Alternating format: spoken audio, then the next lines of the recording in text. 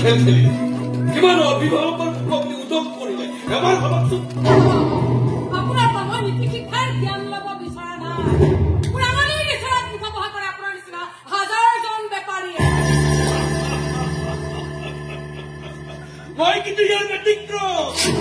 নচব নোৱাৰিব আপুনিব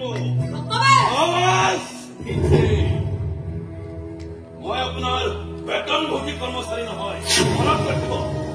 মুখত যি আহে তাকে বৰকি নিদিব তুলসী পথ নহয় আপুনি